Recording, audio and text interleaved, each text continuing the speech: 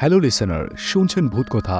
ভূতকথার ৩০ নম্বর এপিসোডে প্রত্যেক লিসেনারকে স্বাগত জানাচ্ছি। আমি বিল্লাল আপনাদের সাথে রয়েছি বরাবরের মতোই। আপনারা শুনছেন ভূতকথার ৩০ নম্বর এপিসোড। ২৯ নম্বর এপিসোডের পরে আমাদের এই ভূতকথা চ্যানেলে প্রায় অনেক মাস যাবৎ কোনো ভিডিও আপলোড করা হয়নি এবং আপনাদেরকে কোনো ঘটনাও উপহার দেওয়া হয়নি। এইবার থেকে প্রত্যেক শুক্রবার এবং সোমবার রাতে আপনারা পেয়ে যাবেন আপনাদের ভয়ঙ্কর ঘটনাগুলো, এবং ঘটনাগুলো ঘটেছে কোনো মানুষের জীবনে অথবা তার বন্ধুদের জীবনে অথবা বড়দের জীবনে। যেই ঘটনাগুলো খুবই ইউনিক ঘটনা। এরকম যদি আপনার লাইফেও কোনো ঘটনা থেকে থাকে তাহলে অবশ্যই লিখে পাঠিয়ে দিতে পারেন আমাদের ভূতকথা চ্যানেলের ইমেইল অ্যাড্রেসে অথবা আমাদের ফেসবুক পেজে। আমাদেরকে ঘটনা পাঠানোর ইমেল অ্যাড্রেসটি ভূতকথা@gmail.com। আপনাদেরকে স্পেলিং করে বলছি, BHUTKOTHA ভূতকথা@gmail.com। এই ঠিকানায় পাঠিয়ে দিতে পারেন আপনাদের জানা ইউনিক ঘটনাগুলো। আপনাদের পাঠিয়ে দেওয়া ঘটনাগুলো যদি সত্যি ইউনিক হয় তাহলে অবশ্যই শুনতে পাবে ভূতকথা পরিবার। হয়তো আপনার ঘটনাও শোনানো হবে আমাদের ফেসবুক এবং ইউটিউব চ্যানেলে। তো বন্ধুরা, এই মুহূর্তে বাংলাদেশের অবস্থা খুব একটা ভালো নয়। বাংলাদেশের রাজনৈতিক প্রেক্ষাপট এবং অন্যান্য সেক্টরগুলো খুবই ভয়ানকভাবে দেশের পরিস্থিতি খারাপ হচ্ছে। জানি যে এই মুহূর্তে তেমন একটা ভূতকথা শোনার যে আক্ষেপ সেটা নাই, কিন্তু তারপরও অনেকেই রয়েছে যারা দিন শেষে রিল্যাক্সের জন্য আমাদের ভূতকথা প্রায় শুনে থাকে। এবং শুধু আমাদের ভূতকথাই না, অন্য অন্য যত ভূতকথা রয়েছে বা ভূতের ঘটনাগুলো রয়েছে, বাস্তবিক ঘটনা, এগুলো শুনে এবং যাদের অনেক আগে থেকেই ভূত FM শোনার খুব আগ্রহ রয়েছে তারা অবশ্যই শুনবে। এবং আপনারাও চাইলে শুনতে পারেন এবং আপনাদের ঘটনা পাঠিয়ে দিতে পারেন আমাদের ফেসবুক এবং ইমেল অ্যাড্রেসে। তো চলুন ঘটনাটা শুরু করি। ঘটনাটি অনেক বছর আগে। ঘটনাটি আমার কাকার কাছ থেকে আমি সম্পূর্ণ শুনি। তবে ঘটনাটি ঘটেছিল আমার দাদার ছোট ভাইয়ের সাথে। একদিন হঠাৎ রাত্রেবেলার ডিনার করার পর আমার কাকা, তার ছোট ছেলে আর আমি ছাদে বসে জম্পেশ আড্ডা দিচ্ছিলাম। কথা বলতে বলতে প্রায় রাত অনেক হয়ে যায়। হঠাৎ করে আমার কাকি এসে বলল, কিরে তোরা এখনো ঘুমাবি না? এত রাত অবধি বাইরে থাকিস না, তোদেরকে ভূতে ধরব। আর তখনই কাকা বলল, চল আমরা সবাই ঘুমাতে যাই, না হলে তোর দাদার মতো হাল হয়ে যেতে পারে। কৌতূহলবশত আমি জানতে চাইলাম, কাকা দাদার সাথে এমন কি হয়েছে? উনি বলল, যা ঘুমা, অন্য একদিন কমুদরে। আমি বললাম, কাকা এখনই বলো না, একটু শর্ট করে বলো। তারপর তিনি ঘটনাটি বলল। কাকা যেভাবে বলেছে আমি আমার ভাষায় লিখলাম। আমি এই পর্যন্ত কোনো রেডিও স্টেশনে কোনো ঘটনা লিখিনি, এই প্রথমবারের মতো লিখছি, তাই ভুল হলে ক্ষমার দৃষ্টিতে দেখবে। আশা করি তোমার পুরো ঘটনাটি ভালো লাগবে দাদা, আশা করি তোমার শ্রোতাদেরও খুব ভালো লাগবে। ঘটনাটি প্রায় 1979 সালের দিকে। তখন আমরা সবাই গ্রামেই থাকি। আমাদের গ্রাম তখনও তেমন উন্নত হয়নি। একদিন আমি আমার জরুরি কিছু প্রয়োজনে শহরে যাই। কাজ সেরে বাড়ি ফিরতে 2 দিনের মতো প্রায় সময় লেগে গেল। আমাদের গ্রামে শহর থেকে যাতায়াতের জন্য শুধু ট্রেন, বাস ছাড়া অন্য কিছুই ছিল না। সেদিন বাড়ি ফেরার পথে একটুর জন্য ট্রেন মিস করি। তারপর কোনো মতে 2টা বাস ছাড়ে, তার মধ্যে একটা বাসে আমি উঠি। বাসের কোনায় একটা সিট পাই। মোটামুটি কষ্ট হলেও বাড়ি ফিরতে পারছি, এটাই আমাকে স্বস্তি দিচ্ছে। গৌরীপুর মোড়ে বাস থেকে নেমে ভীষণ অবাক আর হতভম্ব হয়ে পড়লাম।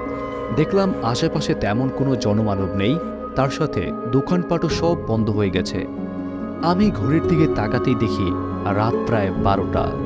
তা যাই হোক, এখান থেকে আমার বাড়ি যেতে মোটামুটি 20 মিনিট সাইকেল চালাতে হবে। বাড়ির পথে ছোট্ট 2টা গ্রাম, তারপর একটা মাঠ, তারপরেই আমার বাড়ি। আমি বাড়ির উদ্দেশ্যে হাঁটতে শুরু করলাম। কিছুক্ষণ গেলেই রাস্তাটা 2 দিকে চলে গেছে। তার মধ্যে ডান হাতে যে রাস্তাটা আছে ওই দিকে গেলেই আমাদের গ্রাম এবং আমার বাড়ি। আমি একটু সামনে এগিয়ে গ্রামের কালু কাকার দোকানের সামনে গেলাম। ওনার দরজায় টোকা দিলাম, কিন্তু কোনো সাড়া শব্দ নেই। সামনে লেখা, এখানে সাইকেল জমা রাখা হয়। আমি শহরে যাওয়ার সময় জমা রেখে গেছি এই কালু কাকার দোকানে, তাই সেটা নিতেই তার দরজায় টোকা দেই। কোনো সাড়া শব্দ না পেয়ে আমি চলে আসব, হঠাৎই দেখলাম দরজা খোলার বিকট একটা শব্দ। দরজাটা অনেক পুরনো হওয়ার কারণে শব্দটাও খুব বিকট ছিল। পিছনে তাকিয়ে দেখলাম কালু কাকা হারিকেন জ্বালিয়ে সামনে আগাচ্ছে। জিজ্ঞাসা করলাম, কালু কাকা?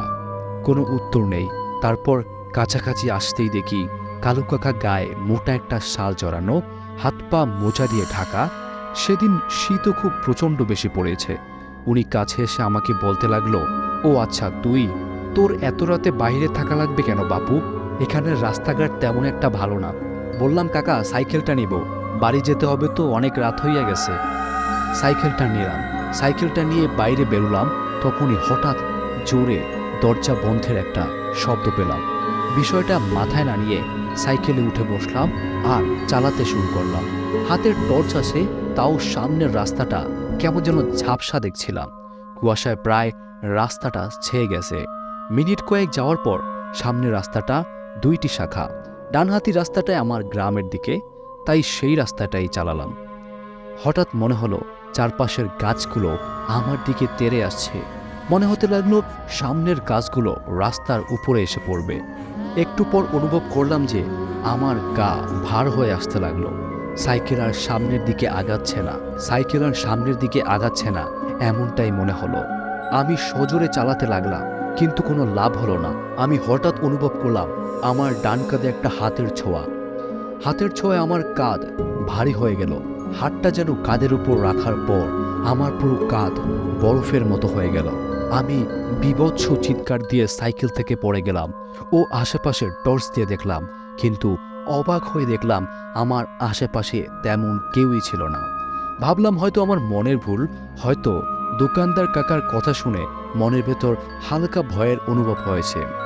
যাই হোক, আমি আবার সাইকেলে উঠি, তারপর চালাতে শুরু করলাম। একটু পর চলে এলাম সেই খোলা মাঠের কাছে। এই মাঠের মাঝখানে নাকি একটা শ্মশান রয়েছে। ছোটবেলা থেকে এই মাঠ আর তার মাঝখানের শ্মশান নিয়ে নানান ভৌতিক কথা শুনেছি। কখনো দেখা হয়নি এই শ্মশানটা কেমন। আমি সাইকেল চালাতে চালাতে যখনই মাঠের কাছে আসলাম, আবারও মনে হলো আমার সাইকেল খুব আস্তে চলছে। আমার এমনটা অনুভব হলো আমি কিছু একটা সাইকেলে বেঁধে টেনে নিয়ে যাচ্ছি। আমি আবারও সজোরে পা চালাতে লাগলাম। হঠাৎ অনুভব হলো সেই আগের হাতটা আমার ডান কাঁধে আর বা পেটের দিকে অন্য একটা হাত, দুটোই প্রচণ্ড ঠান্ডা। আমি পেটের দিকে তাকাতেই বীভৎস এক হাত দেখতে পেলাম।